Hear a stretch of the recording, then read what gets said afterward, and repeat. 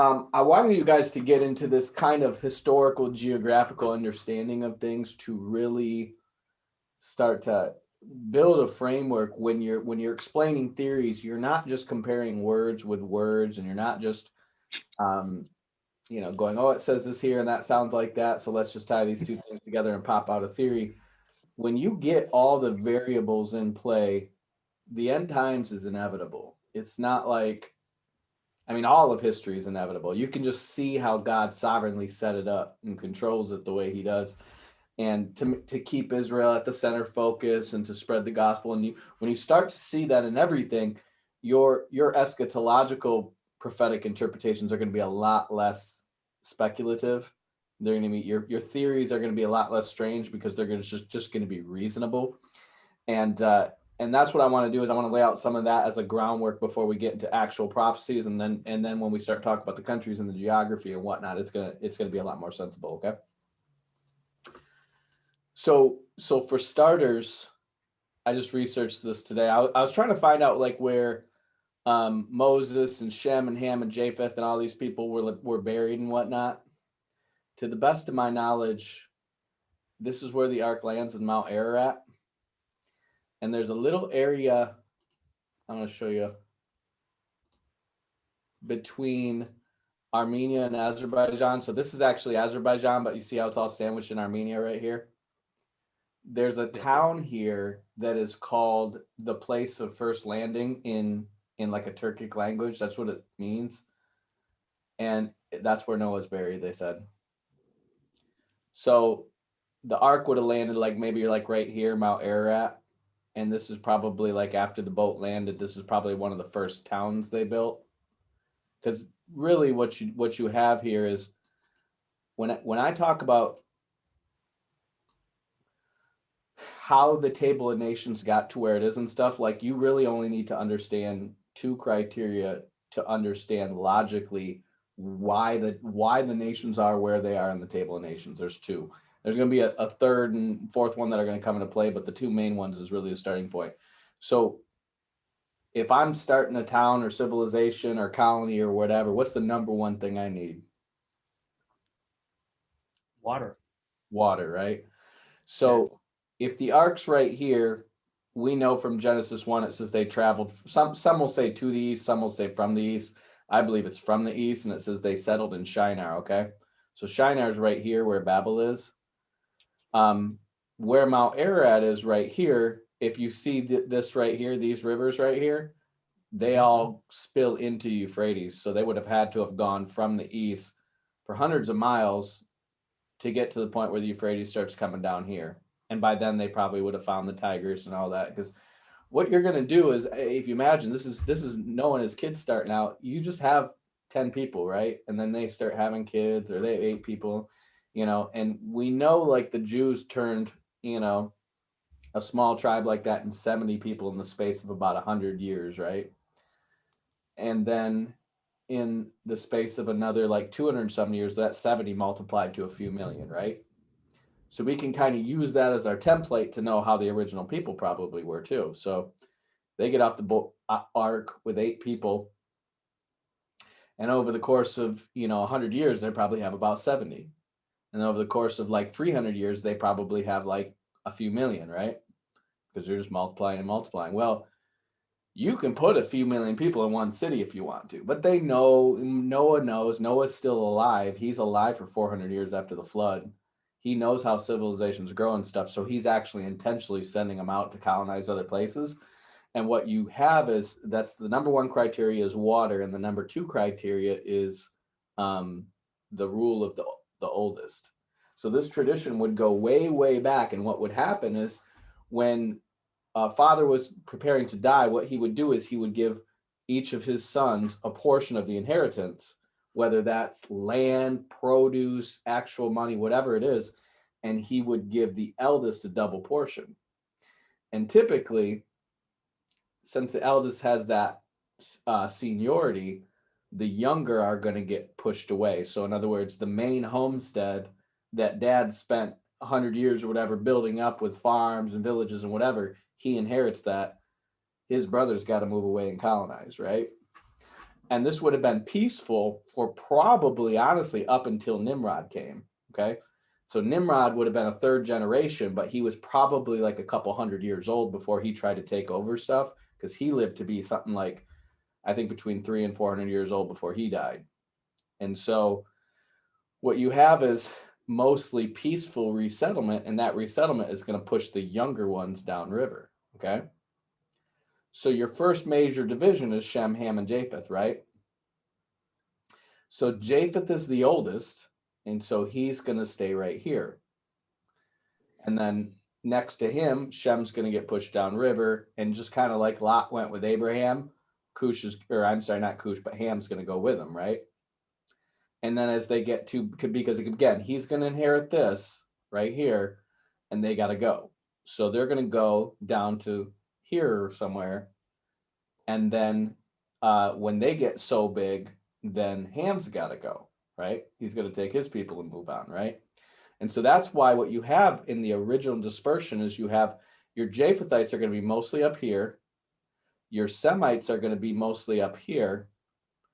And then your Hamites are going to be mostly down here. And your Semites are going to be, let's see here. So kind of keep that in your mind. We're just going to shrink these down and open up some other ones now.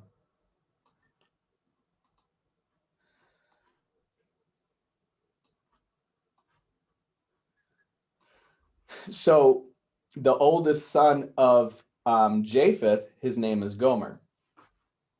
And you have Noah dying, but then you have, because Shem, Ham, and Japheth only lived to be about 600, and Noah lives to be about 900. They were all born about 100 years before the flood.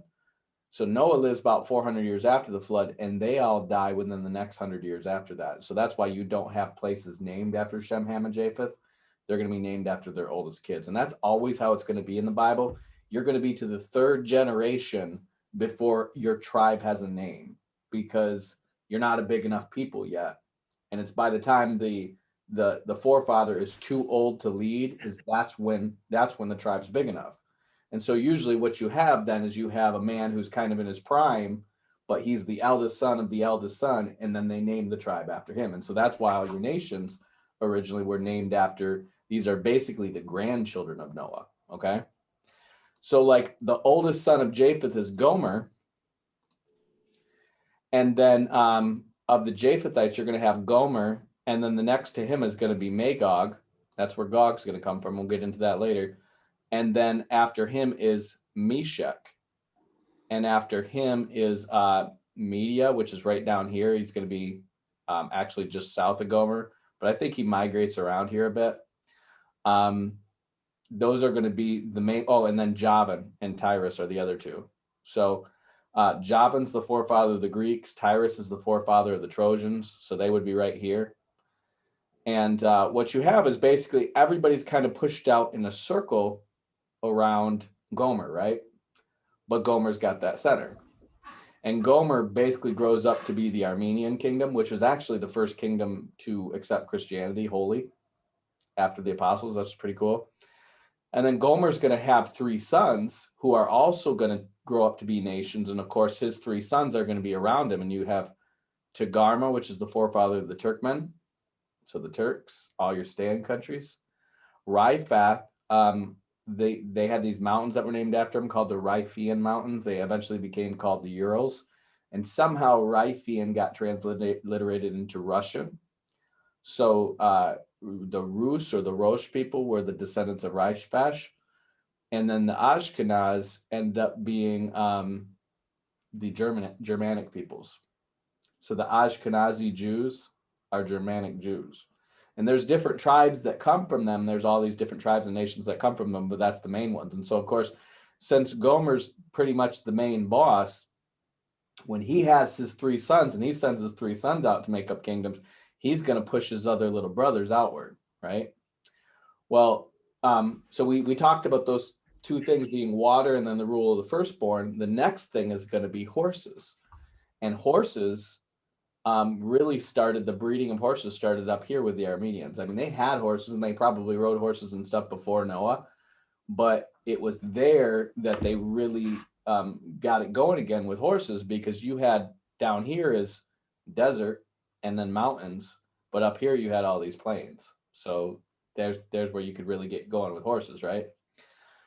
And so these guys, because they had horses, they could travel further and further and further away to find the next river over, right? Because you had a horse, you could go farther, right?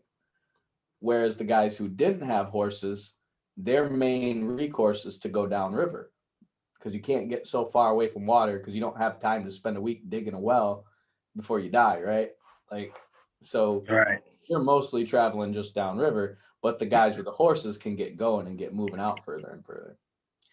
So what you have then is, by the time you get to this is probably around the time of Abraham when Nimrod starts taking over, is you have Japhethites up here, but they're starting to spread out, and so they're more sparse. And so even though they're the seniority people, they're more spread out. So you don't really have a consolidated group that you can raise a big army to stop Nimrod. And they're up here. And Nimrod's the son of Cush, and he actually starts taking over with just 300 men.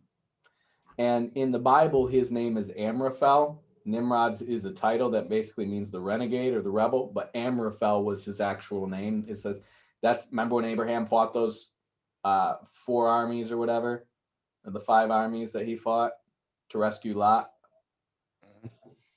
Well, Amraphel was the leader of those armies. And so Amraphel has this title, King of Nations, which I think was probably like his protege that he was grooming up to rule over his kingdom. And then he had the Elamite kings, which was the eldest son of the Shemites, who he probably subjugated. And then this other king that was from the smaller kingdom that I don't really know, but they're all essentially from this era. So the way you would go when you're subjugating a kingdom, you're not trying to take them over in terms of like a centralized federal government where you control everything. They're more like tributary allies, right? Like, I will go to war against you if you don't send soldiers to join me in my war over here. And the idea is just like if you ever watched the old the movie Troy with Brad Pitt, it's like that, right? Like, you guys are going to follow my army now, right? So that's how they would do it, and that's how you could take over a kingdom with 300 men. Because the idea is, if we can just get to your king and threaten his life, the idea is, in order for your civilization to stay whole, you have to be subservient to us. Otherwise, we'll fight with each other, and you might stop us from taking over other kingdoms, but you won't stop us from destroying you. So it was really a punk game. It was like, just strong manning everybody, right? Right. And so what he does is he builds up his kingdom here, and it says the beginning of his kingdom was Akkad and Iraq, which is where the name Iraq comes from, and then Akkad, and then a couple of other places, and then it says he built Nineveh. Well, what he probably does is he builds Nineveh to kind of be a centralized watch city, like how David put a garrison up in Damascus to keep an eye on them. That's probably what he did with Nineveh, is to build it up there to keep an eye on the Assyrians, which were the next oldest Semite people, and kind of keep them under control.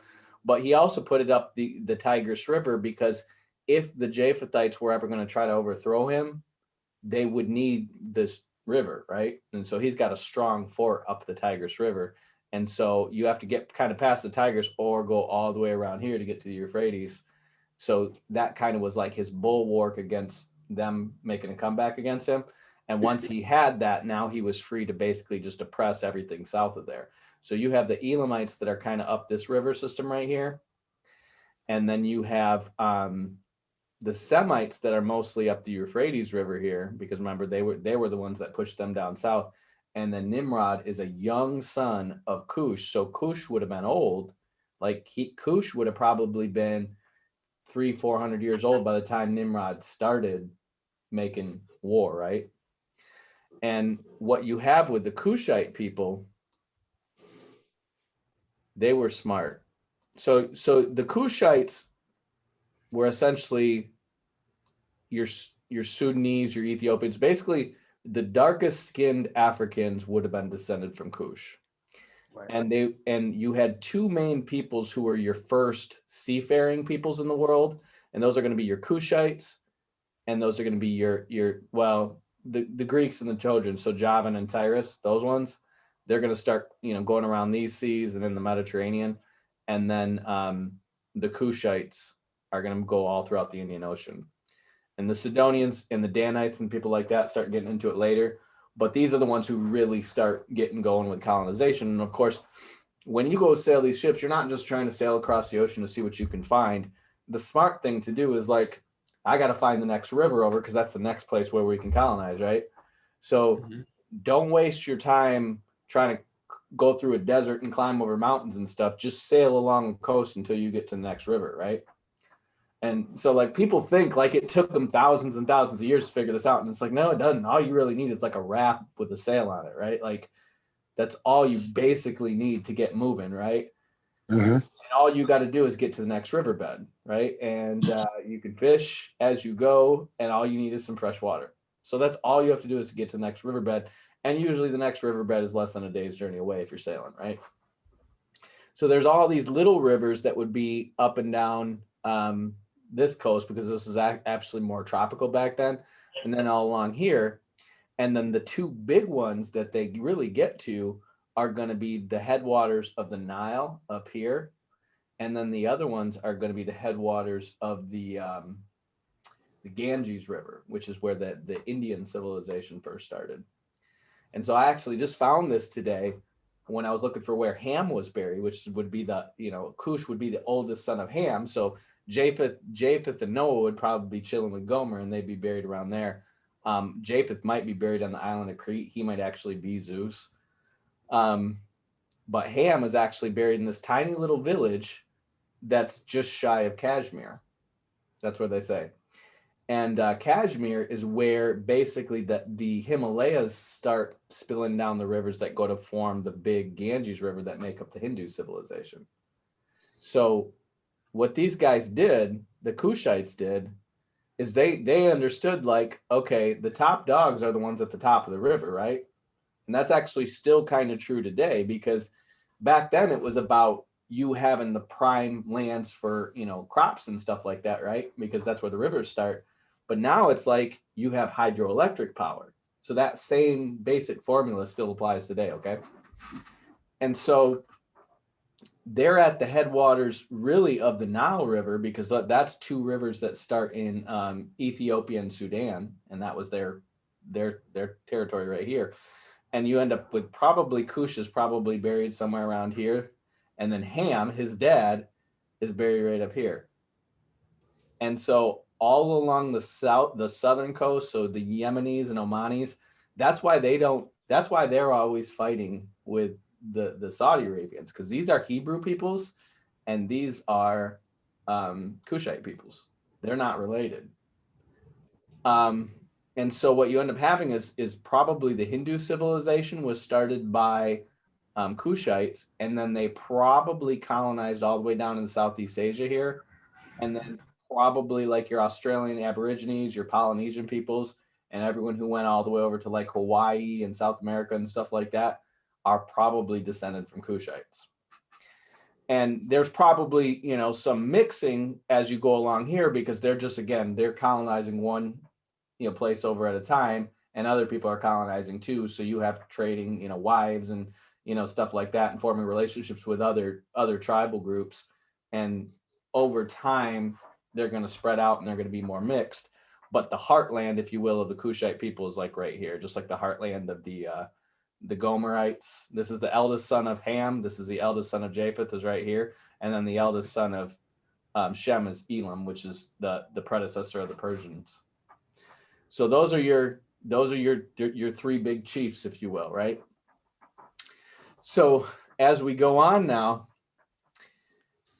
his son Nimrod basically starts taking over all this right here. But what he's got on his back is his whole supply chain down along here. And they can just go up to, feed him what his needs are to keep his resources strong where he is, right? Because he's got essentially this big market behind his back that nobody else can touch. Does that make sense? So nobody can disrupt his supply chain for all his needs if, they want to try to keep fighting him, right?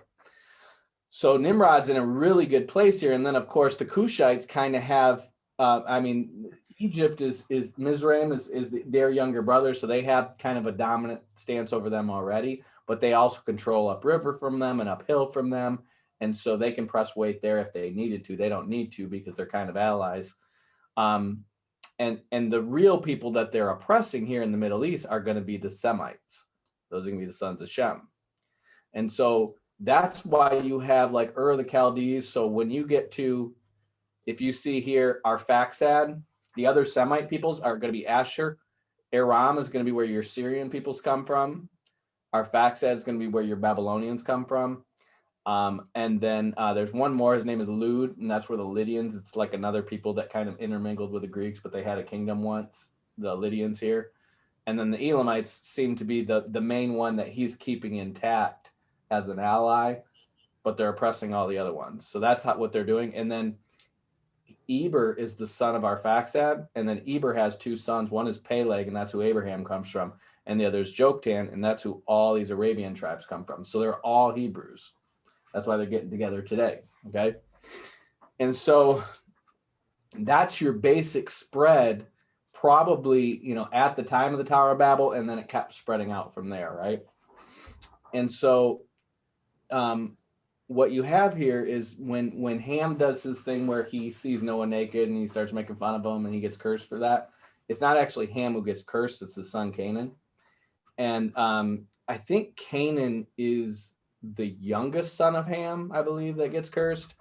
And Canaan has a bunch of tribes that live right here. Well, most of these tribes you're going to hear mention in the times of Abraham, Isaac, and Jacob, and then in the times of Moses and Joshua taking the promised land back, right? But there's one that you don't hear mentioned, and that's going to be Sin. And Sin is where they named Mount Sinai after. And I listened to this presentation. This guy said that Sin was his name was his nickname. It's like everybody had multiple names, right? His name was the father of laws. Okay. And so the Muslims call Mount Sinai Jabir el-Laws because it's the mountain of the father of laws. Okay. Supposedly he was the guy who created the legal code that they were using in Mesopotamia before Nimrod took over. So I don't know if that was the code of Hammurabi or what, but he was the guy who supposedly made their legal system. Okay. And so when Nimrod does his thing and starts to take over, he's out, right? And of course he's got all his relatives over here. And so that's why Sin is right here to the south of the Canaanites, but you never hear about them in the Bible. Well, the reason is because they would have migrated out. And what they probably did is they probably just followed the Kushites because they would have been already colonizing all this. So all you're doing is going from river to river, and you're either trading with them or intermarrying with them or just working for them, right? And they eventually get to here. And China is named after Sin. And they're called the Sinites. Or no, they're just called Sin in the genealogy of them. But in a prophecy in Isaiah, it says the Sinim will come from the east. And that's the Sinites. The people, the guy whose Mount Sinai is named after is the father of the Chinese. And so when you have the Chinese, you have basically two main language groups there. You have in the south, you have Cantonese, which I'm theorizing that Cantonese is just a transliteration of the name Canaanite. Like it's just a Canaanite language. And then the Han Chinese are going to speak Mandarin in the north. And I think the Han Chinese are probably descendants of Magog. And then the Chinese culture, so the Sinites, are Canaanite. And I found pictures of Egyptian pictures of Canaanites and stuff like that from hieroglyphs and stuff like that. And you can tell, like, when they'll have their pictures of stuff, and you can tell, like, this guy's definitely like a Nubian, like a Kushite. This guy's definitely like an Egyptian. Like, you can just tell by his dress and stuff like that. And he's got like darker brown skin, but not as black as the Kushites. And his hair is not as thick, not as froey, you know what I mean? And then they got the Canaanites, and they have yellowish skin and like sharper eyes, right? And what I think is that the trait of like mongoloid eye came from Magog, and the trait of yellowish skin came from the Canaanites, and then those two blended together over time, over thousands of years, and that's why basically the Chinese look distinctly the way they do, but they're a mix of the two, and that's why you have those two main language groups, which is going to be Mandarin and Cantonese. I think that's where you have your Japhethite people and your Canaanite people. So that's a little bit of theory, but I think it's a pretty solid theory. So, anyways, that's the one kind of oddball that you don't find in the Bible anymore, and it turns out he's probably China. So, anyways, that's your spread, and that's where people are. And then, later on, you have this kingdom called Urartu, which when Assyria starts to get strong, this is after Nimrod falls. This kingdom, Assyria's basically Nineveh's right here on the Tigris River, and that's kind of their top borders, the Tigris. And then just north of them is Urartu, and that's just a transliteration of Ararat. And so that's basically the main Japhethite kingdom that's kind of pressing back against Assyria, which is a Semitic kingdom. And that takes us into modern times. So, or I'm sorry, like modern biblical times, if you will. So that's where they're at. And then when you get into the New Testament era, because you're going to have multiple names for a lot of these people, you want to basically understand there's two books that I've read that are going to be very helpful if you ever want to like get to the point of like, I want to be able to teach these. That's Josephus's Antiquities of the Jews and Herodotus's Histories. Herodotus was basically a historian who lived in the time of the Greeks fighting the Persians. So before Alexander the Great, when the Persians were still strong. And then Flavius Josephus obviously writes around the time of the destruction of Jerusalem in 70 AD. And these guys are going to draw on like, Josephus is going to draw on all the top historians of his day. Herodotus is actually going to basically talk to merchants who've traveled all around the world. And he's going to collect all the different mythologies and histories that he can find. And that's why he writes this. And there's some awesome stuff in here if you guys want to. Like, there's so many connections between like the Bible and the Greeks, because there's like, one is the Oracle at Delphi talks about the Tower of Babel and the confusion of languages there. There's something I found in like Plato's Republic that talks about these guys. Their names are like Muses and Oron or something like that, and they have a sacrificial system. And then Herodotus writes the story of basically like Egypt was called Mizraim, and it was the Greeks that named it Egypt. And they named it after this tale of Hercules and Egyptus. Well, I've done some research on that, and Egyptus seems like a transliteration of Jacobites, and then Hercules is Samson. And so what happens is the Danites start to leave, and they start to sail and mingle in with the Greeks, and they're carrying all the stories and making themselves sound like, you know, they're divine and they're, you know, too powerful to be beat. And so what they do is everybody knows how all the firstborn of Egypt died, right? But they don't know exactly how it happens, right? They're just hearing tales of it, right? And so the Danites seem to bring this story with them that basically says how the daughters of Egyptus basically seduced all the princes of Egypt and then murdered them. And that's why, you know, all the firstborn of Egypt are dead when God did it. And then the story of Samson turns into a story of how Hercules basically tricked all these Egyptians to going into this temple, and then he murdered them all there. And of course, the Philistines are a Egyptian tribe. And so the Greeks, who don't know no better, they're just like, well, dang, we better not mess with these guys. And they basically become the Spartans up in there. And so they have the same flag insignia that the Danite tribe had. And they're in, there's like an island in the south of Greece where they're all staying. And then they're probably involved in the sack of Troy, like the Danites are.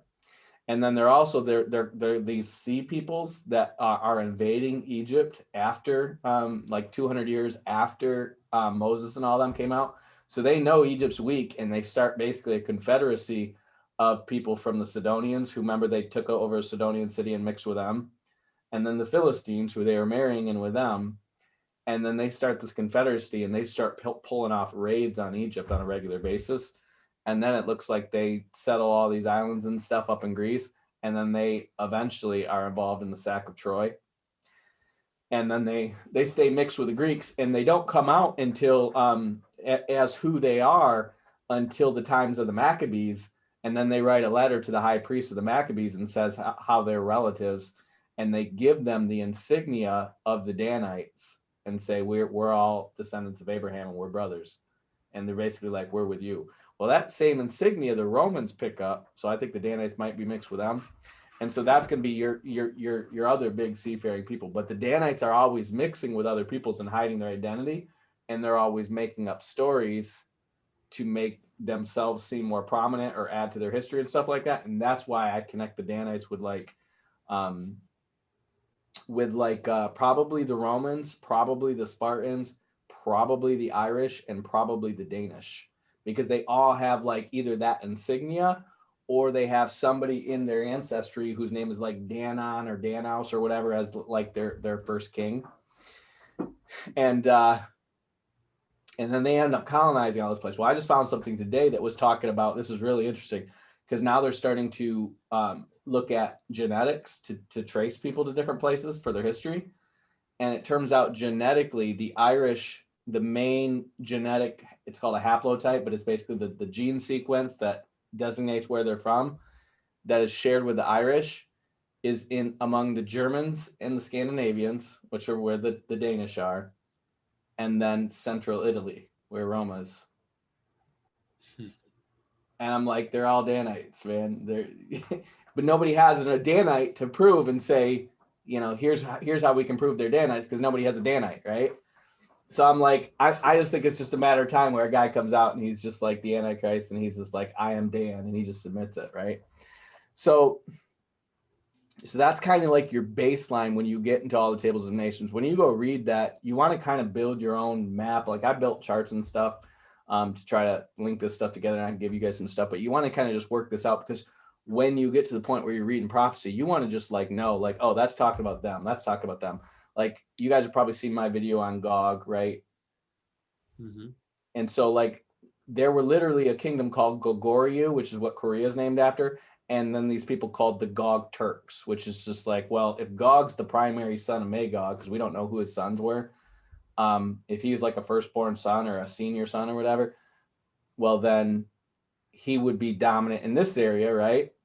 And then the Magogians, which is basically where the Mongols and the Huns come from, they would mix with the Turks because they're just raiding and pillaging. They could either be trading wives or just, you know, alliances, or just flat out taking them. Then the people, the Turks who are allied with Gog are called Gog Turks. So it's called Gog Turks. And then Goguryeo is basically their main land. And so these people end up being the Manchurians, the Mongolians, the Koreans, and all these people. And that's where you have it all. So any questions on that before we move on? Okay. So when the Jews get to the promised land, they're going to come in here, and basically the Philistines are going to stay pretty independent.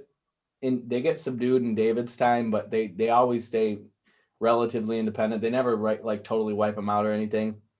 The Danites start out down here, and then they just kind of just fade out, and they take over the city up here with just 300 people. But the Danites had like 72 or 73,000 soldiers when they entered into the promised land. And then by the time they get to David's day, they only have 24,000 in David's army. So they're steadily siphoning off their soldiers to go elsewhere, and they're probably raiding and pillaging and migrating and colonizing and whatnot. And then the rest of them, basically, most of them get taken away. And then some of these people from all these tribes move down to Judah. And then Judah obviously grows up to become the Jews. And so the real word for Judah is, if you look in the Bible, they're never really called Jews. That's a Western thing. They're called Judeans, or Judaios is the word in Greek. I don't know why they changed it to Jews, but when I make my translation, I'm going to call them Judeans, because I think that's more like Judah. And so that's where you have the Jewish people here. So that's your backdrop for all these prophecies that we're going to look at. And what we're going to do is we're going to kind of just look at these different prophecies in chronological order and get down to laying out kind of a picture of all the successive wars that are going to come forward until we get to the Antichrist and then Armageddon. Okay. So did any of you guys read Isaiah? I did. Okay. So we'll probably get into that next. You guys read Joel though, right? I mean, we read it last time, but you guys read it? Okay. Yeah, I read all those passages. Okay. So bear with me a second.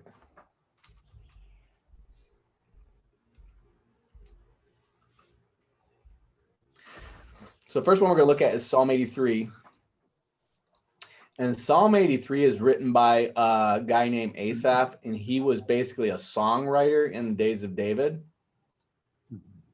and also a prophet. And he writes like 6 or 7 Psalms, like they're all in a row. It's like 72 to 83. It might be like 8 or 9, but Psalm 83, I think, is like, might be the last one of his Psalms, I think. Maybe 84 is.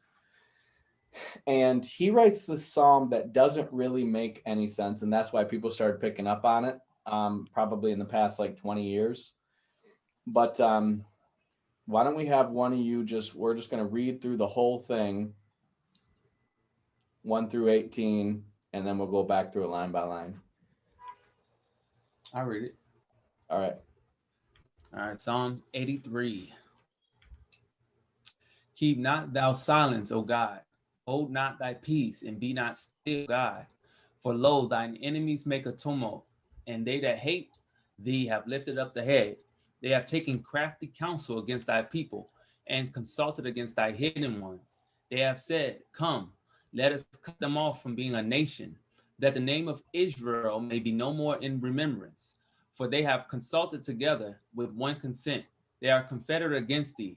The tabernacles of Edom, and the Ishmaelites, and of Moab, and the Hagarenes, Gebal, and Ammon, and Amalek, the Philistines with the inhabitants of Tyre.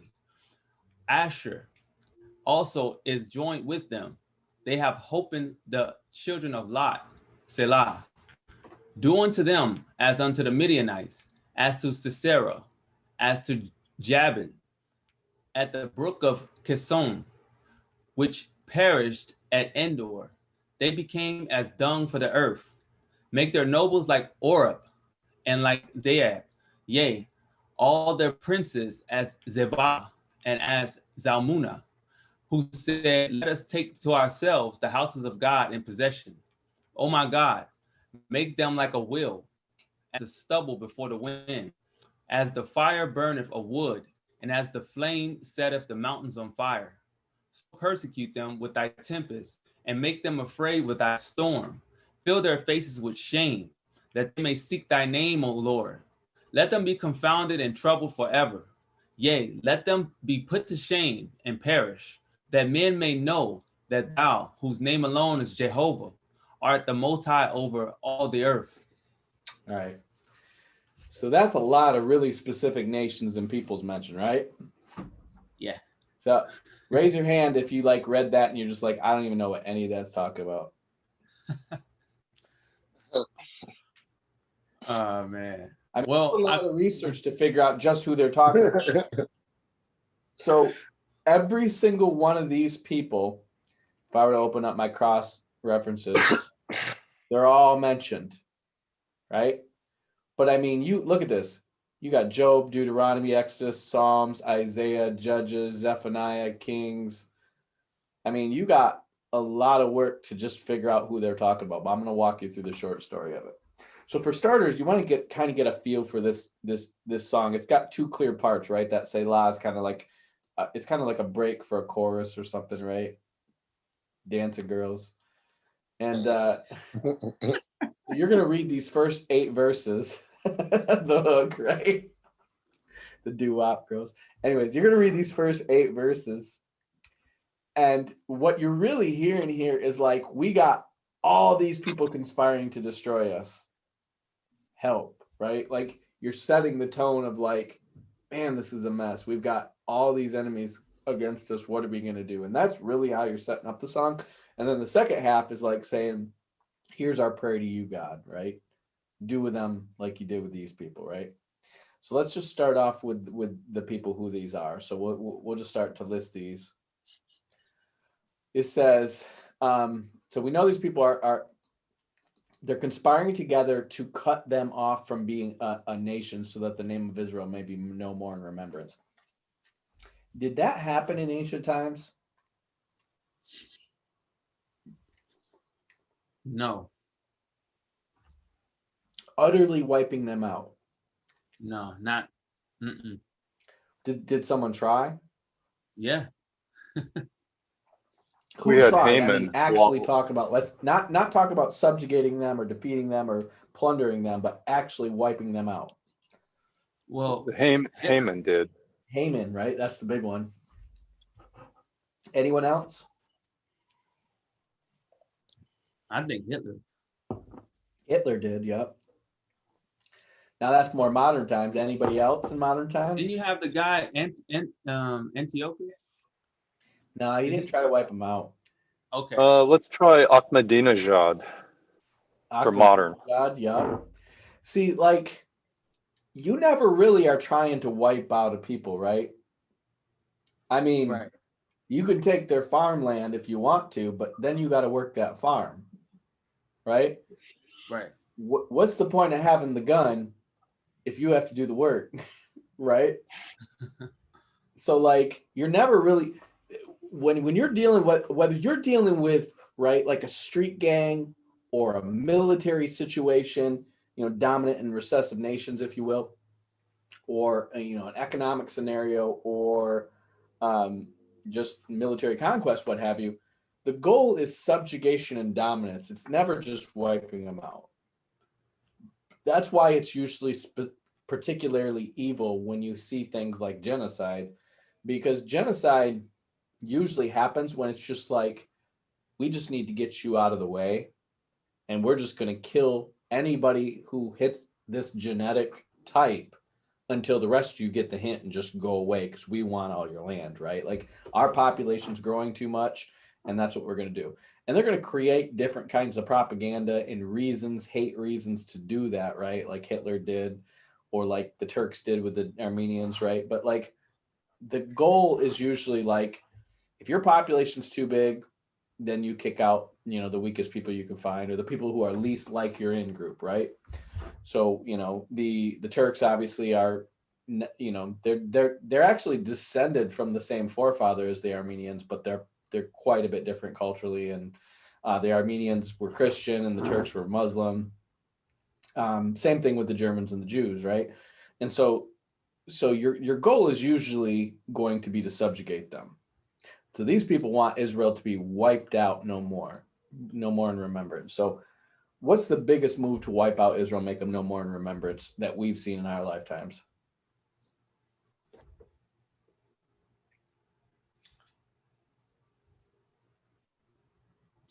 I don't know. In our lifetime? You said a people? Yeah. What is in terms of a people or a movement, what is the biggest source of wanting to see Israel wiped out as a nation in our lifetime? Maybe the 7-Day War, or in 67 or so. Well, I'm talking about like a people or a movement, not necessarily a specific conflict. Like, who's saying this today? Muslims? The Muslims, right? Muslims, yeah. So now it happens to be that the some of the Muslims are starting to cozy up to Israel, right? Right. So we might be past this. So let's look at this closely now. So we see, it says, they have consulted together with one consent, they are confederate against thee. Could we say all the Muslims together are confederate against Israel today? To some degree, yeah. I mean, it's in a lot of their charters and their statements, right? Right. They make their textbooks without Israel on the map, right? Right. So let's break these down now. The tabernacles of Edom, who's that? That's the enemies of the south. Okay, but East, that's Esau, Edom. Esau, where are they? South of They're What's that? South of Judah. Nope. You're close. east, southeast, Right. What's the name of the country they're in now? Jordan. Okay. What about the Ishmaelites? There's the Arabs. Right. Arabs. They'd be in Saudi Arabia. What about the Moabites? Chinese. They're from the Lot. The Moabites came from Lot to the south, I believe. Right. So they're just north of the Edomites in Jordan. Hagarenes, this is probably one you don't know. If you're gonna try to read a commentary, there are going to be people that are going to say they're the descendants of Hagar, but they're not. These are actually a people group, probably a Canaanite descendant that inhabited what's now the West Bank. Gebal is in Lebanon, which is between the areas of Tyre and what's their main port city today? Beirut. So that's where Gebal is. Ammon is Moab's brother, so he's north of him in Jordan. And then Amalek is the one who's in the south of Judah. So he's actually a son of Edom. He's a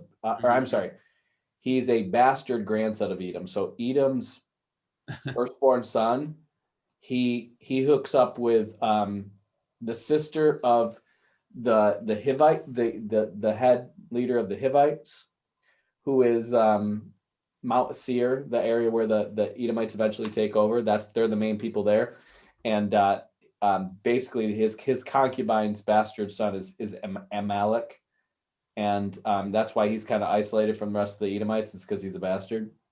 And he ends up being like a bunch of roving raiders in the desert, essentially. And then we know the Philistines, right? That's the Gaza Strip. Mm-hmm. And then the inhabitants of Tyre, that's going to be in the south of Lebanon. And then it says Asher has joined together with them. They have helped in the children of Lot. So it just so happens that Moab and Ammon are the children of Lot. And he's saying Asher's now helped the children of Lot.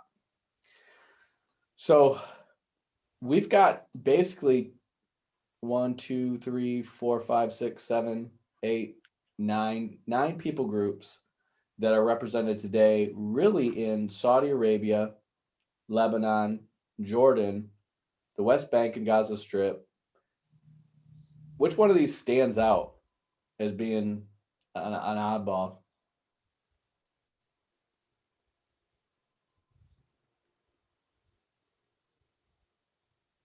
In We know- modern times, Excuse me? are you saying in modern times, which ones would be the Well, even back then, I mean, I don't know how well you know your Bible times before you get, because this is in the time of David, right? Mhm. Most of these people, Tyre is an ally of David. Remember, he gave Solomon the wood to build the temple, right? Mm-hmm. That's how you know that's not, they're not against David. The Philistines are subjugated by David. Ruth, David's grandmother's a Moabite, so he's not actually fighting with them. I think it's not till after the king of, maybe it's the Moabites. I thought it was the Edomites, but the Ishmaelites they're not really fighting with. The Hagarenes are there, but they're not fighting with them. So most of these people they're not fighting with them. And then you got Asher over here. Do you know who Asher is? Sounds like one of the 12. You're right that Israel has a son named Asher, but it's spelled different. It's Asher. This Asher is who Assyria is named after. Syria. Right. So all these guys are all around Israel, right? And then Asher's way up near the Tigris River in the north. And they're not even really a big, powerful kingdom yet. They don't rise to power and start threatening Israel for probably about another 500-600 years. They're a small kingdom because this is, Nimrod's kingdom's long gone, but they've got their own problems. And, the Hittites are still strong. The Arameans are still strong around them. They've got Japhethite tribes on their border. They got Elamites and Babylonians and stuff. They're not really strong yet. Can you say Assyrians? The Ashers are the Assyrians? Yeah. And so I was looking at this, and this is when it hit me. These aren't nations. These are terrorist groups. Okay. Now check this out. I researched all these. Edom is going to be South Jordan, and the Ishmaelites. Those are going to be your main places where Islam started. Okay. That's going to be Muslim Brotherhood. That's going to be Muslim Brotherhood. That's the Hamas. That's going to be the PLO. That's going to be Muslim Brotherhood. That's going to be probably Muslim Brotherhood. That's going to be the West Bank, Gaza Strip. So that'd be Hamas too. And that's going to be Hezbollah. Okay. So these are all the main Islamic terror cells and where these groups have their origins that are against Israel, that are keeping Islam all out to destroy Israel, right? Guess who? So what, you know where Asher's capital is? Assyria? I would guess Damascus. Nope, it's Assyria. No. Nineveh? Nineveh, right?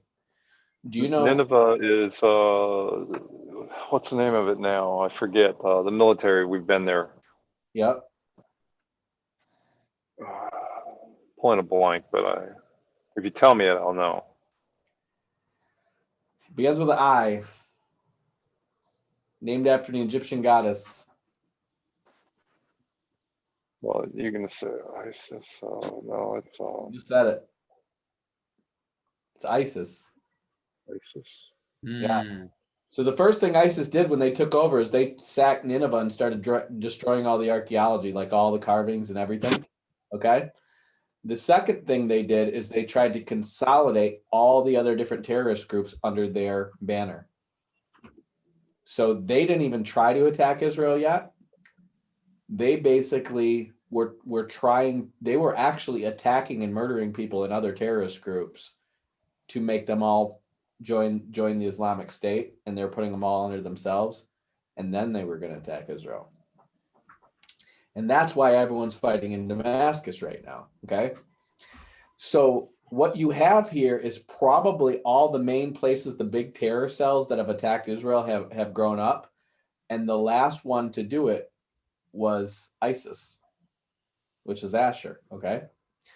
And so what happens is, this is around, like, I want to say 2011 or so.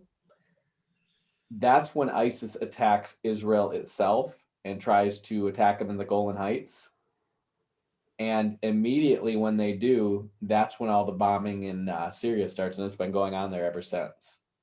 So they still exist, but what you have here is them getting beaten. Ever since then, Islamic terrorism has been getting stomped out because of ISIS, right?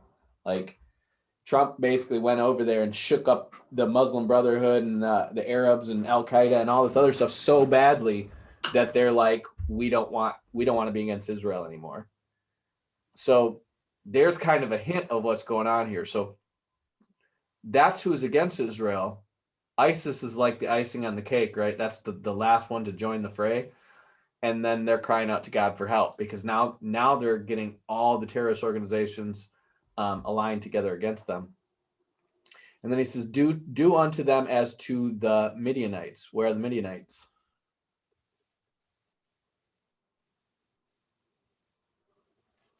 That's Saudi Arabia, Midian. Who So married? that would be policing. What's his name? Who married a Midianite? Moses. Right. And then where did he go? Where did he go see a burning bush? That was in the wilderness. Was that Midian or near Midian? It's near Midian, but what's With Jethro. Yeah. Where was the burning bush?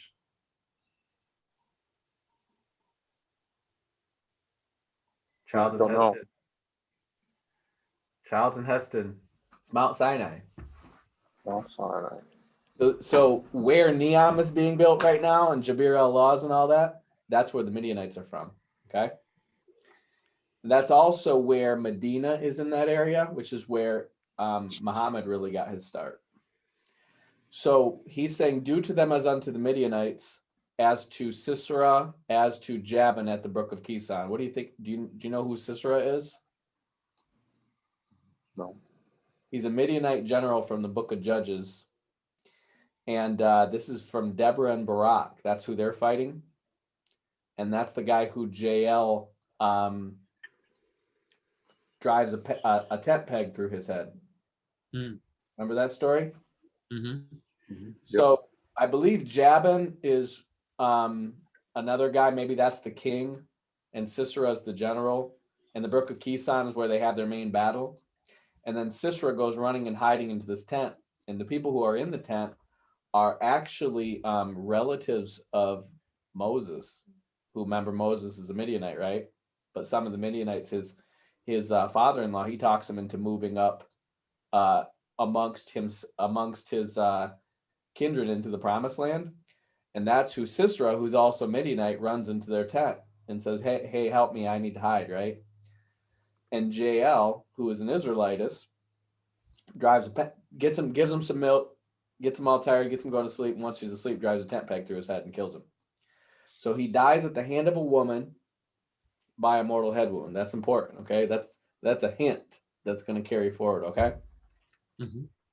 So you have basically the Midianites, who are kind of they're really the main ancestors behind the Islamic movement, and you have a guy dying of a mortal head wound, okay? And then it says, which perished at Endor, they became as dung in the earth. Endor was the main place that they fought.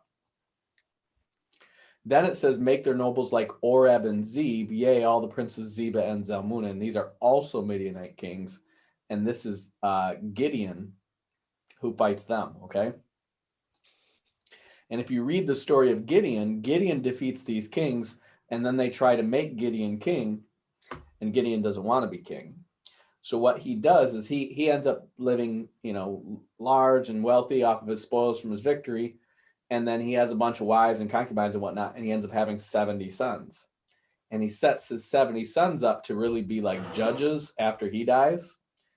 And then he has this one bastard son. And that bastard son comes and kills all his 70 sons and takes over the whole thing and crowns himself king. So he sets himself up to be a false king over Israel. That's Gideon's son, right? Mm-hmm. And then he ends up getting in a fight with some town, and that town, he besieges that town. And then they all get inside a tower, like a keep. And as they're besieging the tower, a woman throws down a stone off the tower, hits his head, and crushes his head. And then he tells his a sword bearer to stab him through with a sword because he doesn't want people to say that a woman killed him. So you have two guys who die of a mortal head wound at the hands of a woman. What do you think that's signifying? Antichrist. Right. Like that's a clear two witnesses of an Antichrist. So what we have here is that in the context of the Midianites or the Muslims being defeated on behalf of Israel, after ISIS unites them all together and gets them all to join together, you have this guy arising twice who dies of a mortal head wound. Two witnesses, not by the hand of a man, right? Just like the Antichrist. So it's very cryptic, but what you have here, this is your general backdrop, and this is what I wrote. When I did this Bible study in 2015, I said, here's what's going to happen. And this is before any of the peace treaties. I said, this is going to lead to the defeat of Islamic terrorism once and for all. And after that, you're going to have people start to side with Israel among Muslims. And in that context, the Antichrist is going to arise. So that's how I interpreted this. So that was back in 2015 when I made that interpretation. And of course, ISIS is getting their butts kicked. Now you're seeing Saudi Arabians and a lot of Arabians now start to ally with Israel. Sudan, Egypt, Jordan, the UAE, a number of Islamic countries are starting to cozy up to Israel. And now even Turkey is starting to make propose like sea treaties and oil and natural gas treaties with Israel. So it's all starting to come about. So that's kind of your general prophecy that essentially, like when Israel starts getting this victory over these Islamic enemies, that's when the Antichrist is going to rise. Okay. That's why I don't buy into the Islamic Antichrist theory, because I already had this nailed down before I even knew about the Islamic Antichrist theory. So that's Psalm 83, and that's the oldest one of these prophecies. That's in the time of David. Now, we go forward, and we have Micah 5 or Micah and Isaiah are probably around the same time, and honestly, Joel is probably contemporary. So here's the interesting thing is that war that I told you about in Isaiah, Randy, all of these prophets, Isaiah, Micah, and Joel, are probably all pretty contemporary to each other, and they're all written. The war happens during Isaiah's time, but Joel and Micah at the most are within a generation of that. They're all right by each other. So that's how you know, like, these things, this war that foreshadows the Gog-Magog invasion has Micah 5, Isaiah 17 through 19, and Joel 2 all happen right before it, which kind of tells you that these things are going to be prophecies that are going to affect things right before the Gog-Magog invasion. So let's start with Micah 5 and read that, and then we'll call that a night after we're done with Micah 5. It's just one page. All right.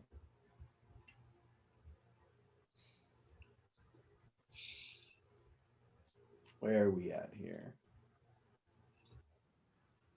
Y'all ready? Yeah, I got it. Go ahead whenever you're ready.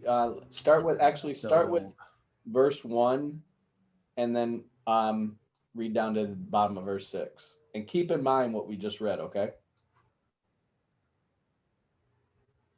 Right. So Micah chapter 5, verse 1.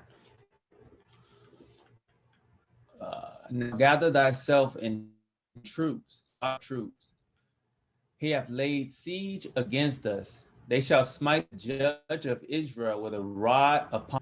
But thou, Bethlehem Ephratah, though among the thousands of Judah, Can you yet pause? out of these shall he come forth, that is to be ruler. And Michael, can you hear me? yeah. I can hear like literally like every other sound you're making. Can you guys hear him okay? Yeah, I can hear you. No, you had some lag time, Mike. I was having trouble hearing you too. Okay. Tyson, you want to just read this one because you sound fine on mine. All right. Yeah, go ahead and read. I'm having a connection over here issue. So yeah, go ahead and read. Okay. Micah chapter 5, verse 1. Now gather thyself in troops, O daughter of troops. He hath laid siege against us. They say they shall smite the judge of Israel with a rod upon the cheek. But thou, Bethlehem Ephratah, though thou be little among the thousands of Judah, yet out of thee shall he come forth unto me, that is to be ruler in Israel, whose goings forth have been from of old, from everlasting. Therefore will he give them up until the time that she which travaileth hath brought forth. Then the remnant of his brethren shall return unto the children of Israel.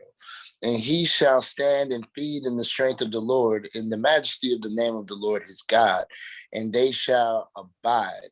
For now shall he be great unto the ends of the earth. And this man shall be the peace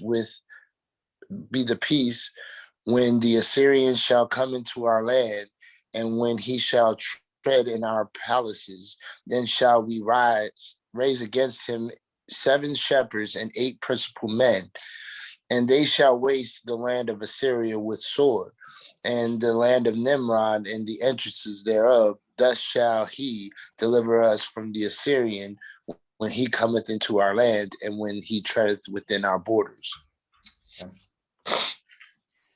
So we got this passage, and obviously there's things that a lot of people are going to draw on because Bethlehem Ephrathah is where? Why does that pop? Well, Bethlehem was where Christ was born, right? Right, right. So what do most people who read this think this whole prophecy is about?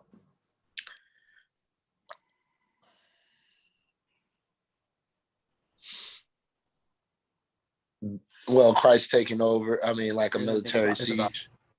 Right. So when we see this man shall be the peace, most people assume this man must be Christ, right? Right. Because it just talks about Bethlehem, right? Right. hmm And so therefore you'll have people say that the Assyrian Right. is another name for the Antichrist, right? hmm Can you think of any other verse in Scripture that calls the Antichrist the Assyrian? No. No. So that is suspect because we don't have 2 or 3 witnesses, and I've searched the Scripture, we have it, right? hmm The other thing that's suspect is the word man is not in the text. It just says, "And this shall be the peace." Okay. So let's read this now from the beginning. It says, "Now gather yourself in troops with other troops. He has laid siege against us, and they shall smite the judge of Israel with a rod upon the cheek." So who's laid siege against us?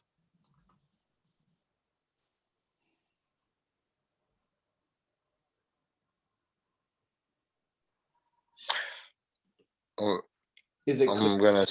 based on this It's passage? gonna. It's not clear. Right. So what you really want to do to understand that part, and this is where people mess up, remember, the chapters weren't there in the beginning, right? I'm going back into chapter 4, and it talks about how in the last days it will come to pass that the mountain and the house of the Lord shall be established in the housetop of the mountains, and it shall be exalted above the hills, and people shall flow into it. So this is talking about the millennium, right? And then it's going to talk to everybody going up to the mountain of the Lord, but in their present time, it's actually going to be prophesying that they're going to be taken into captivity in Babylon. So he says, "And thou, O tower of the flock, stronghold of the daughter of Zion, it shall come from the first dominion, the kingdom shall come from the daughter of Jerusalem. Now why dost thou cry aloud? Is there no king in thee? Is thy counselor perished? For pangs have taken thee like a woman in travail." What does that sound like? Birth pains. Birth pangs, right? And then it says, "Be in pain and labor and bring forth, O daughter of Zion, like a woman in travail. But now shalt thou go forth out of the city, and thou shalt dwell in the field, and thou shalt go even to Babylon, and there you shall be delivered. There the Lord shall redeem thee from the hand of your enemies," right? So when you have these travails and you have words like desolation and things like that, you got to remember the first version of that was the ancient destruction of Jerusalem by Babylon. The next version is going to be the destruction by the Romans, and then the final version is going to be in the last days, right? Mhm. So he's actually prophesying their destruction by Babylon here. And then it says, and he says, "And now many nations are gathered together against thee that say, Let her be defiled, let our eye look upon Zion. But they know not the thoughts of the Lord or understand his counsel, for he shall gather them as sheaves into the floor. Arise and thresh, O daughter of Zion. I will make thine horn iron, and I will make thy hoops brass. And thou shalt beat in pieces many people, and I will consecrate their gain unto the Lord and their substance unto the Lord of the whole earth." So what he's doing is he's paralleling their present. This is really in the days around the days of Isaiah, so they're still like 100 years off from Babylon sacking them, but he's paralleling Babylon taking them into captivity, and then their deliverance from Babylon to what happens in the last days and in the millennium. Because remember, that whole 70-year captivity to Babylon gets expanded out to the entire captivity of the Gentiles, right? So you have to put that gap premise in it and understand he's attaching the ancient captivity to Babylon all the way to the millennium there. Okay. So when you start to read prophecies, you're going to find this over and over and over again. It's either going to be Israel being taken captive by Assyria or Israel being taken captive by Babylon, projected onto something that's going to be already and not yet, and ultimately lead you to the millennium. And so then it says, "Now gather thyself in troops, O daughter of troops. He has laid siege against us. They shall smite the judge of Israel with a rod upon the cheek." Okay. So this is actually the he that lays siege against us is going to be Nebuchadnezzar here. And then it says, "They shall smite the rod of Israel with a rod upon the cheek." Do you know what Nebuchadnezzar does to the king of Israel? He kills him outside of Jerusalem as he's fleeing, I believe. He kills his sons, but he doesn't kill the king. Yeah, he puts his eyes out. Yeah, he puts his eyes out, right? Is there somebody else who gets his eye blotted out? Samson. Yep, Samson's one. Where's he from? Dan, Philistine. Dan. He's from Dan. Who else gets an eye blotted out? the Antichrist, Yeah. Antichrist. Does he get smitten with a rod? the Yeah, rod, yeah. right? Christ is the rod. Right. So he gets the rod of judgment. The other thing is, what does Dan's name mean? Judge. Judgment.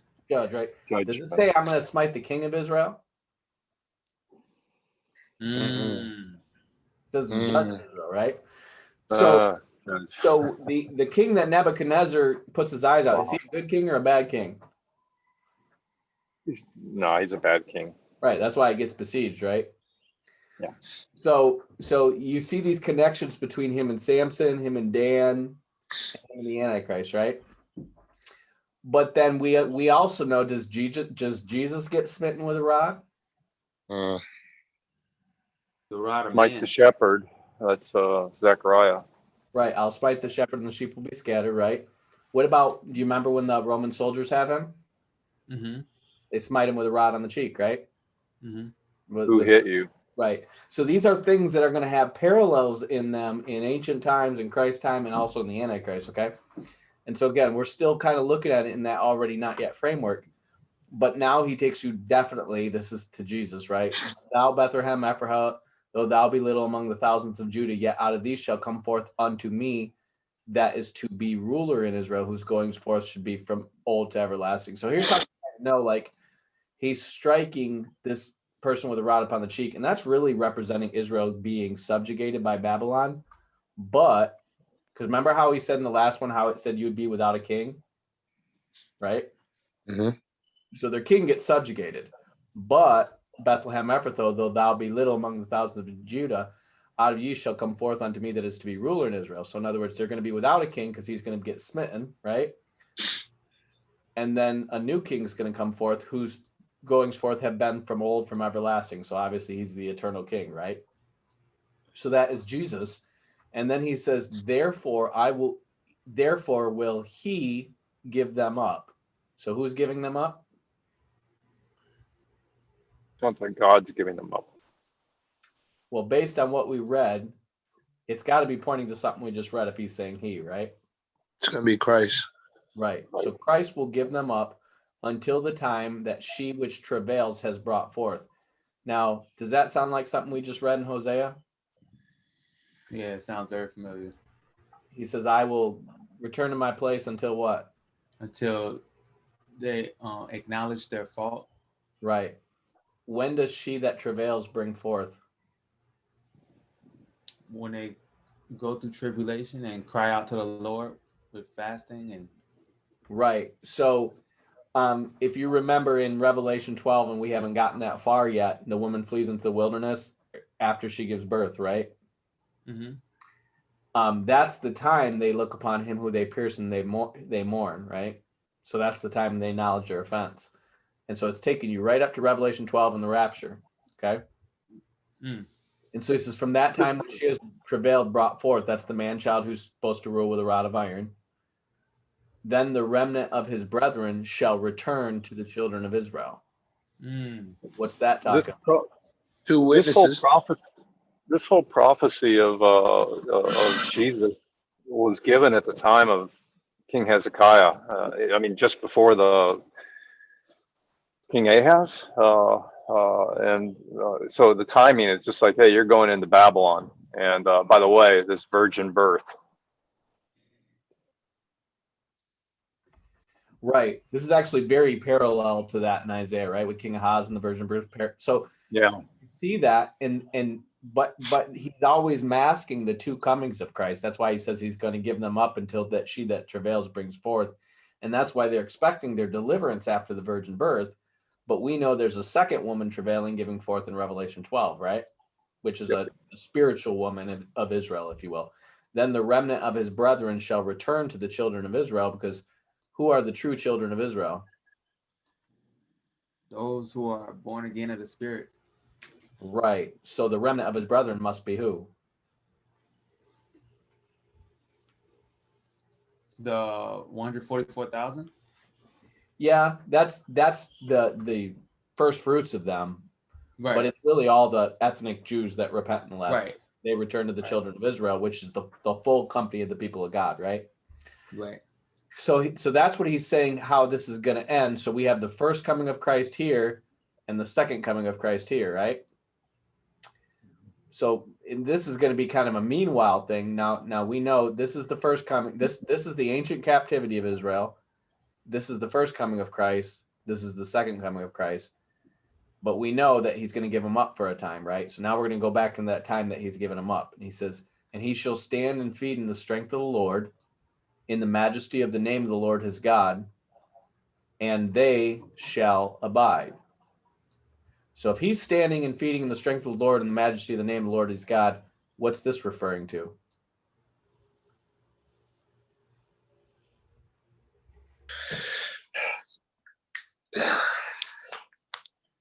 You know, when he comes back and he's in his, you know, he's got gray hair and all that. That's what I'm thinking, you know, comes back in his glory. You think this is after the second coming? No, this is in the meantime. Right. So what is Christ? So What is Christ doing before Christ comes? What is So he's seated at the right hand of the Father, and you know, in his glory, and that's why I just remember in the past lesson we were like, his gray hair signifies that maturation, and you know. Well, but that's probably an image of the Father, because the lamb. Okay. Remember the lamb as if it was slain. That's the Son. Right. So what he's doing is he's standing before God as our high priest right now. Okay. So he's at the right hand of God, seated on the throne, and he's interceding for us. And then it says, and they shall abide. Who abides? Sounds like believers, Right. What spiritual believers. What passage pops out at you for abide? I go and prepare a place for you. Right. So he's gone. He's going to prepare a place for them. And he says, if you abide in me and I abide in you, right, you will bear much fruit, right? Right. And then it says, for now he shall be great to the ends of the earth. So if we're abiding and he's interceding, what is him being great to the ends of the earth? He conquering. Wouldn't he be going forth conquering? Nope. Think about it. In the context, we have Jesus standing at the right hand of the Father interceding for us, and us abiding in him. And now he shall be great to the ends of the earth. What's him being great to the ends of the earth now? It sounds like 1,000 years. Well, establishing his kingdom spiritually. Right, which is called what? What are we doing? Kingdom. Preaching the gospel to the end of the earth. Right. We're proclaiming his glory to the ends of the earth, right? We're preaching the gospel to the ends of the earth. So this is literally saying, okay, he's going to give up Israel until the time of the rapture, right? In the meantime, Jesus is going to be standing there in the strength of the Lord, interceding for us. We're going to be abiding in him, and we're going to be spreading the gospel. So we're in the meantime, okay, still? Right. So we assume then we're still in the meantime when we read the next one, because it says and, right? And this, remove the word man, and this shall be the peace, when the Assyrians shall come into our land. What did we just say Asher was? ISIS. And when did ISIS start getting defeated and bombed by everybody? Like, when did they start getting defeated? Yeah. What did they do before they started getting defeated? What did they do before? They were cutting Christians' heads off, and they're doing terrorist attacks, and they wanted to get rid of Israel and that's something I forgot Sharia law. I forgot to mention something about that, because you mentioned the attacks on Christians. When we go back to Psalm 83, Check this out. He says, they have taken crafty counsel against thy people and consulted against thy hidden ones. Chuck Missler makes a point of this. In the context of this prophecy, who's thy people? Israel. So who are thy hidden ones? The church. Church. Right. They're hidden in the mystery, right? Mm. So ISIS, who's gathering all the terrorist groups, are against the Christians and the Jews, right? Yep. So when we get here, that's why I want to make note of that, because it says, this man shall be the peace when the Assyrians shall come into our land. So remember what I told you what happened? You guys need to look for this video. It's on YouTube. When ISIS, I kid you not, when ISIS finally tried to attack Israel directly in the Golan Heights, this like wall of cloud came up. Like they were trying to shoot at him, and this wall of cloud just came up and just blinded them. It's on YouTube, man. It's like they're literally sitting there in the Gaza Strip and they can't see nothing. It's like, and literally the videos are like from Israel, like the angel Michael's protecting us. It's dope. Anyways, it says, this shall be the peace when he shall tread in our palaces. When he shall tread in our palaces. One of the things, this is what ISIS did. ISIS tried to attack them in the Golan Heights, and then ISIS sponsored a terrorist attack on the Temple Mount. So when the Assyrians shall come to our land, he shall tread in our palaces. This is, then we shall raise against him 7 shepherds and 8 principal men. What do you think that is?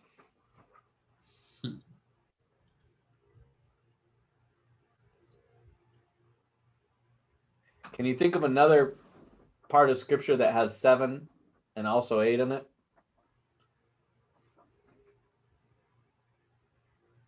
We read it. Can't remember though. Randy, you got any ideas?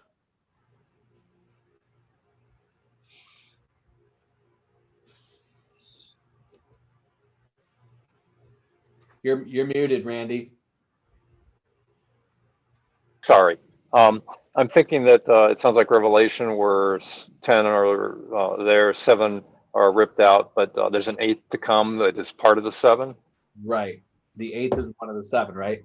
So when you see, this is called a Hindiatus, when you see something that's 7 and also 8, it's like the baptism of the washing of regeneration and the renewal of the Holy Ghost. They're 2 ways of saying the baptism of the Holy Spirit, right? The 7 shepherds are also 8 principal men. Well, in Revelation, it says, in the 8th is one of the 7, and he will go into perdition. Okay. Right. So the 7 principal men, here's what it is.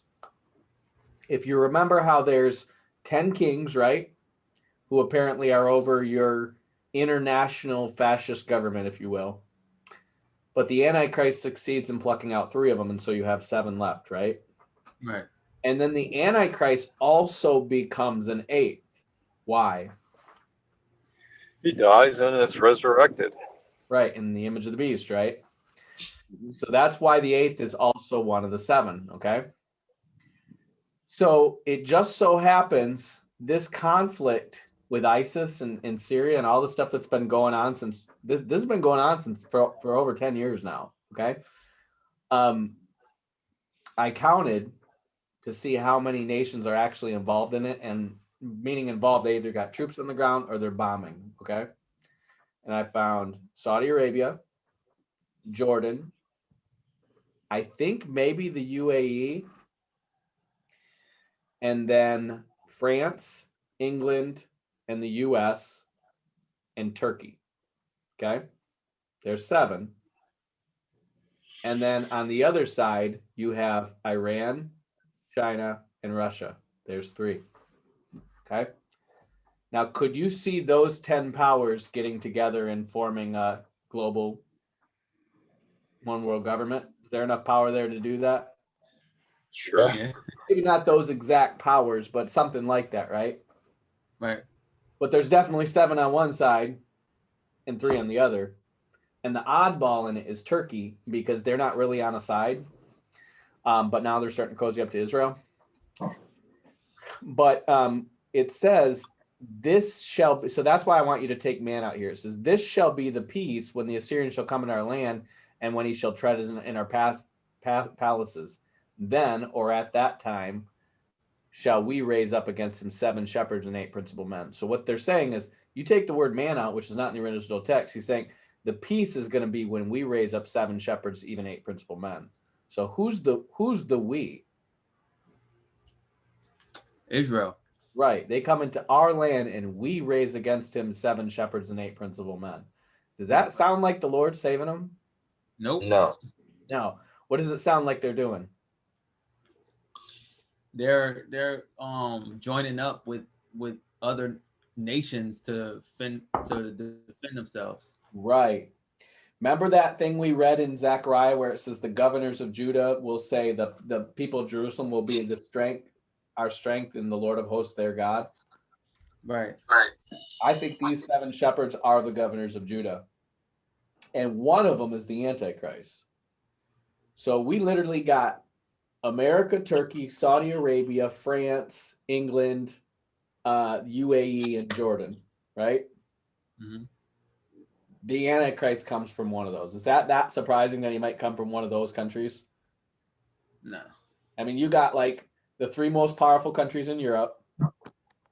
You got, or I'm sorry, yeah, three most powerful militaries in Europe. You got America, you got Turkey, you've got Saudi Arabia and Jordan. We know it's not Jordan because Jordan escapes from his hand, right? Edom, Moab, and the chief princes of Ammon escaped from his hand. But all those other countries that we just named literally have somebody in it who people are saying is the Antichrist right now. Tayyip Erdogan, Emmanuel Macron, Prince Henry, Donald Trump, right? And the president of or the king of Saudi Arabia, right? You literally got 5 dudes right now who somebody is saying is the Antichrist, right? And that's probably what it's going to be like. Is like it's not going to be obvious who the Antichrist is unless you really know your Bible prophecy. Until he sits in the temple and claims that he's God, it's going to be like, which one of them is it, right? And so basically, he's saying when the Assyrian comes into their land, which is going to be, it's going to start with ISIS, but it's really going to grow into the Gog Magog invasion because we're going to get into that next week with the Isaiah prophecies. He says, then shall, it says, and they shall waste the land of Assyria. So notice it's not the Lord, it's these 7 shepherds and 8 principal men, right? They shall waste the land of Assyria with the sword and the land of Nimrod and the entrances thereof. So what are these 2 places today called? Assyria and the land of Nimrod. Nimrod, Iraq. Iraq and Syria, right? In the entrances thereof, thus shall he deliver us from the Assyrian when he comes into our land and when he treads within our borders, okay? So the start of this, the kickoff to this, again, when we read Psalm 83, we know it's going to happen after ISIS consolidates all the terrorists together against them. And then when they start getting defeated by these 7 shepherds, even 8 principal men, is after they cross the borders, right? But who else crosses the borders later on?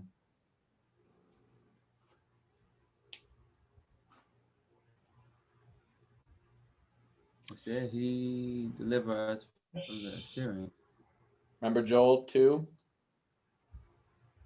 We read that? Mm-hmm. A great army from where? From The north, north. right? Right. So Gog Magog, right? So what starts out as this little incursion from ISIS, which really gets the ball rolling on this alliance, is going to turn into, again, who's the other side against these 7, right? China, Russia, Iran. Those are the main powers in the Gog Magog war, right? So it says, and then the remnant of Jacob will be in the midst of many people as dew from the Lord and as showers upon the grass that tarrieth not for man nor waiteth for the sons of men. So one of the things that Israel's starting to do now is attack Iranian bases and stuff like that without asking the U.S. for permission. So notice it says, they'll be like dew from the Lord that tarrieth not for man nor waiteth for the sons of men. In other words, they're not waiting for anyone's permission anymore. The remnant of Jacob shall be among the Gentiles in the midst of many people, like a lion among the beasts of the forest, as a young lion among the flocks of sheep, who, if he goes through, both treadeth down and teareth into pieces, and none can deliver. Who's like a lion and a young lion? You got Christ, Judah and Dan. Right. Judah and Dan. Right. So who's like a lion and a young lion? We know it's Christ, right? Right. Yeah. We know the Antichrist also personates it, but in this prophecy, who's like a lion and a young lion? Young lion would be Dan, Antichrist. Right. But I'm saying in this prophecy, who's like a young lion here? Remnant of Jacob. Well, the remnant of Jacob would be, you would think that would be Israel, but it says Jacob. Right. Is that Jacob after the flesh or after the spirit? The flesh. Flesh. So Jacob after the flesh is getting the glory of Christ. The people who, right? It says, my strength will be in the inhabitants of Jerusalem, in their God, right? So the world is looking to the nation, the ethnic people of Israel, like they should be looking to Christ. Okay, that's who they are among the Gentiles, like a lion among the beasts of the forest. So that's king, right? And a young lion among the flocks of sheep. So think about that. A young lion among the flocks of sheep. Is that a good thing? No, that's bad. So among the Gentiles, they're like a lion in the midst of the forest. That's talk about the nations, right? A young lion among the flocks of sheep. We know who else is a young lion? Yeah. Besides Antichrist. Antichrist. Who's the flocks of sheep? Believers. Hmm? The Israelis, the Jacob after the flesh. Nope. Think about the flocks of sheep. The church? Right. Because Jacob after the flesh is right here. Oh, He's going to be like a young lion among the flocks of sheep. See, the church is looking to Israel like as if they're Christ. So he's impressing the nations and the church, who if he goes through, so that's the remnant of Jacob, both treadeth down and teareth in pieces, and none can deliver. Remember what Jesus said it would be like in the last days? They're going to take you up before who? Judges and The synagogues. Synagogues. Yeah, synagogue. Right? So all of a sudden, the Jews are leading the persecution of the Christians. That's what that's saying. Yeah. Then it says, thine hand shall be lifted up upon thine adversaries, and all thine enemies shall be cut off. So that seems like they're winning everything, right? And it shall come to pass in that day, saith the Lord, that I will cut off thy horses out of the midst of thee, and I will destroy thy chariots. Who's the Lord talking to? Israel. Israel, right? I will cut off the cities of thy land and throw down all thy strongholds. I will cut off the witchcrafts out of thine hand, and thou shalt have no more soothsayers. Thy graven images I will also cut off, and thy standing images out of the midst of thee. What do you think that's referring to? Thou shalt no more worship the work of thine hands. What do you think that's talking about? The image they set up. The image of the beast, right? Yep. I will pluck up thy groves out of the midst of thee, so I will destroy thy cities. And I will execute vengeance in anger and fury upon the heathen, such as they have not heard. Is the heathen talking about Gentiles here necessarily? It's everybody who's worshiping the beast, right? Right. So what he's saying is, see, Israel's saying this will be the peace when we raise up our alliance of our 7 kings under the Antichrist, right? And he's saying when you do that, when that happens, God's gonna discipline you and execute vengeance upon all the idol worshippers and the heathens, right? Right. And all this is gonna happen when she that travails brings forth. So he basically just says, here's your first coming and here's your second coming, and now here's how it's going to happen. He's going to stand and feed. In other words, he's going back to his place till they acknowledge their offense, right? And in the meantime, the church is going to spread his glory to the ends of the earth by spreading the gospel. And then once ISIS breaks that border and the Gog-Magog happens, this alliance is going to come together, and Israel's out of that alliance is going to come the Antichrist, and they're going to take out Syria and Iraq, which is what the Antichrist takes over, right? And then the Jews are going to look like a boss, and the whole world's going to be flocking to the Jews and to the temple and all that stuff, and then they're going to set up the image of the beast for them to worship. And then Christ is going to execute their vengeance on them. But what's going to happen right before they set up the image of the beast? Rebuild the temple, right? That's going to happen before, but what happens right before they set up the image of the beast? Immediately before. I got it highlighted for a hint. Jesus destroys Antichrist. The Right. the brightness of his coming. The brightness of his coming, and what happens? Rapture happens, but what about the Antichrist? How does he get hit up? In the head. Right. Spitting on the cheek, right? Right. So the way he has it, it's kind of mixed around, right? So it's not really obvious the order of everything, because everything about Christ's first and second coming is like that in the Old Testament. So you don't really know when it's coming. But he basically just said the judge of Israel is the Antichrist. Okay, now this is Christ in a type, because all the stuff that the Antichrist does here and in Zechariah and all this stuff, there's going to be a version of it that Christ does, but a version of it the Antichrist does, because the Antichrist is copying Christ, right? Mm-hmm. Right. But ultimately, he's telling him when the Antichrist goes down, because all this stuff is talking about how it's going to be when Jesus comes to rule. Everything, when you went back to Micah 4, is talking about how it's going to be when Jesus comes to rule. And so he's basically saying he's going to come to rule after he smites the judge of Israel, the Antichrist, on the cheek. Then the everlasting king's going to rule. But for now, he's going to give them up until she that travails. That's why if you go back to Micah 4, he says, why does thy cry aloud? Is there no king in thee? Is thy counselor perished? For pangs have taken thee like a woman in travail. That's where they are without a king, right?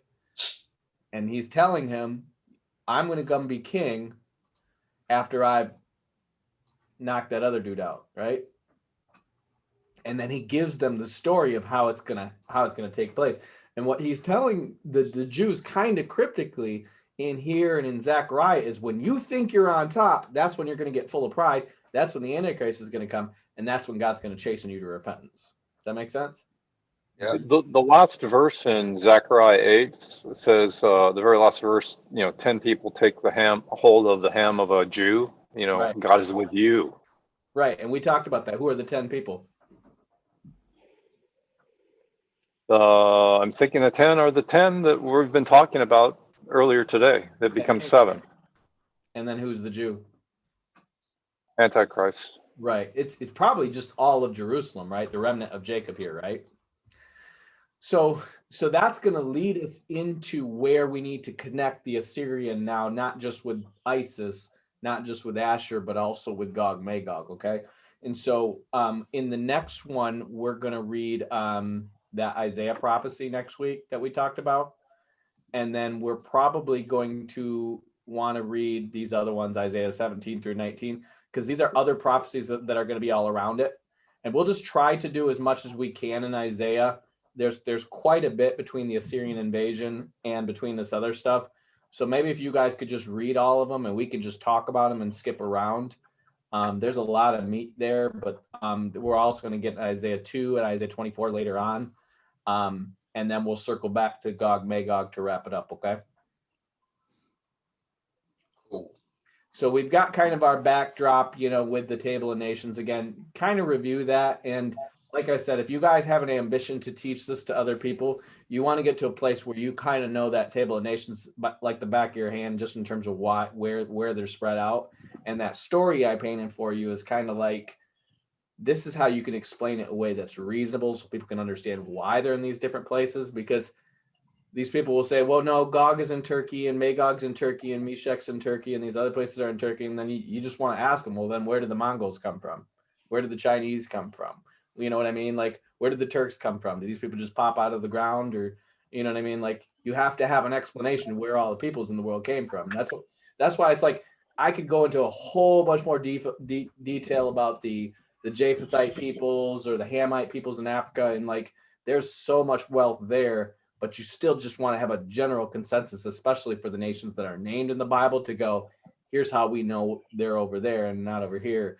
and then we can align this stuff with geopolitics. And by the time we get done to the end of Gog Magog, it's going to be very clear the geopolitical scenario because we're living in it right now. So I've been watching this since I was in college 15, 16 years ago, and it's like obvious how it's going down, but it's hard to convince other people because they start out with a bunch of theories about who the Antichrist is, and they work their way back into all the other prophecies and try to make it work. So it's not Jared Kushner. He's still my number one candidate for the false prophet. I'll say that. But the false prophet could be a lot of people out there, man. False prophet, Yeah. I have a feeling like he's going to be more of a technology guy than a religious guy. That's my feeling. So he could be Bill Gates. He could be Elon Musk, because he causes the image of the beast to speak, which tells me he's a technology guy. So yeah, Jared Kushner's on my list because of his peace deals. If I had to pick two people today, I would say Tayyip Erdogan or some successor of him and Jared Kushner. But, you know, we can only speculate based on what we see on the world stage now, and God might raise up totally different people. Because, again, it's not supposed to be obvious who the Antichrist is until you're in Daniel's 70th week. So, but, yeah, you guys, again, we'll probably spend at least a couple weeks in Isaiah and then wrap it up with Gog, Magog, and then get back into Revelation 6 to wrap it up. So we're probably looking at a solid 3 to 4 weeks left before we're done with this whole war scenario. Okay. All right. Any questions or thoughts or anything anyone needs prayer for?